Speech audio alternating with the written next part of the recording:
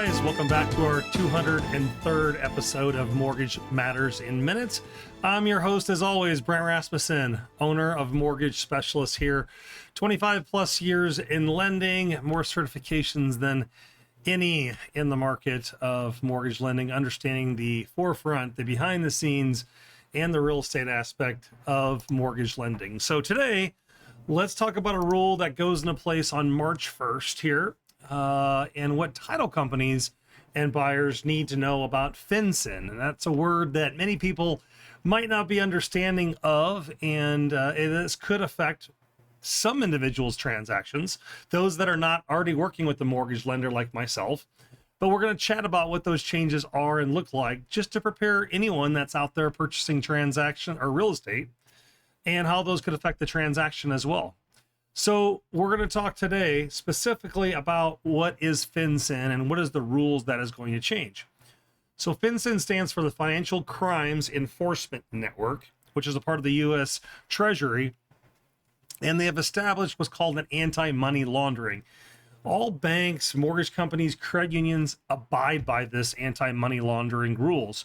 We also have red flags rules, safeguard rules, all kinds of other rules in our offices to ensure that we're doing things properly per what federal law states. And really, what this law is intended for is about transparency to track where money is coming from. There's been a lot of discussion through the past few years about shell companies and cash and illegal transactions, and crypto being one of those that exists where illegal activities transfer through those different portals. So what is changing here in regards to transactions that are non-financed, or meaning cash-based? Anybody that is a trust or an LLC or different entities that are using a different name than their own self as an individual, now the title companies are going to have to ask for the paperwork proving who the owners and who the people are involved in that particular company, corporation, trust, entity. We do that already currently as lenders. When individuals are going through a transaction and a property might be listed in an LLC, us as lenders are still going to want to assure the correct individual signed on behalf of the LLC. So we will ask for that paperwork. You, being a buyer, has your own trust. We will receive a copy of that trust to verify who it is. So the transactions that have been cash-based and aren't needing a lender haven't had to need that, and nowadays they will. So if you're going through a mortgage company and getting a standard loan, nothing is going to change for you. But if you're that real estate agent or that buyer or seller that's using trusts, LLCs to purchase and sell properties, they're going to be required to ask more paperwork of you.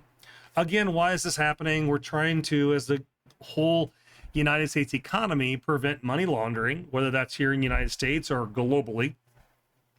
Also, prevent shell companies. If you remember, a year or a year and a half ago, that companies had to go in and register the individuals that were owners of that particular company. So again, they could track and trace where money gets transferred to and possibly try to stop financial crimes before they happen as well. Obviously, real estate is a big place that money can be passed through, and there's much bigger numbers than your average checking and savings accounts. So because of that, they're enforcing these rules to stop everyone, not just certain players in the real estate market.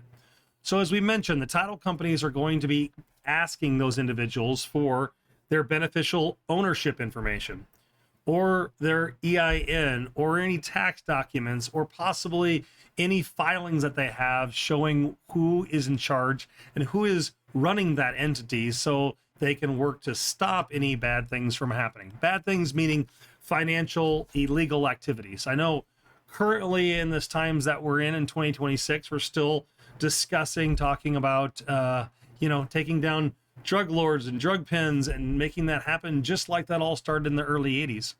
So we're still working to finance or to stop financial crimes from happening, and this is just one of them. So if you're a cash buyer, if you're an individual that handles the LLC or trust, or even a foreign national, be prepared to work with a title company on the documentation they ask for. So any individual that's involved in real estate, do know that the paperwork is being asked for a federal reason, not because they're just nosy and want to know what's going on. The paperwork is needed because the law says it is.